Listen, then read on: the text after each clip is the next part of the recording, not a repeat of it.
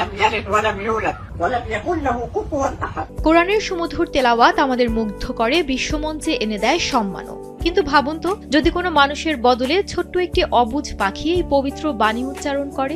অবিশ্বাস্য মনে হলেও প্রকৃতির এক বিস্ময় অধ্যায় এখন নেট দুনিয়ায় তোলপাড় সৃষ্টি করেছে।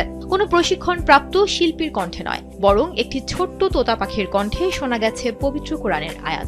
সম্প্রতি সামাজিক যোগাযোগ মাধ্যমে এমনই এক ভিডিও ভাইরাল হয়েছে, যেখানে দেখা যাচ্ছে একটি সাধারণ তোতা পাখি অত্যন্ত সুস্পষ্ট কণ্ঠে পাঠ করছে পবিত্র কোরআনের অন্যতম মহিমান্বিত সূরা সূরা ইখলাস, যার অর্থ বলো তিনি আল্লাহ এক অদ্বিতীয়। আল্লাহ কারো মুখাপেক্ষী নন, তিনি কাউকে জন্ম দেননি এবং তাকেও জন্ম দেয়া হয়নি, আর তার কোনো সমকক্ষও নেই। ভিডিওটিতে দেখা যায় এক বয়স্ক নারীর সামনে শান্তভাবে বসে আছে তার আদরের পোষা তোতাটি। সেই নারী যেভাবে সূরা পড়ছিলেন, পাখিটি হুবহু তার মতো করেই তিলাওয়াত করছে।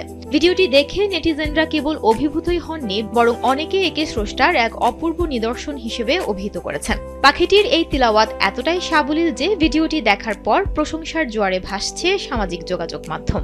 তবে জানা গেছে ভিডিওটি এআই জেনারেটেড।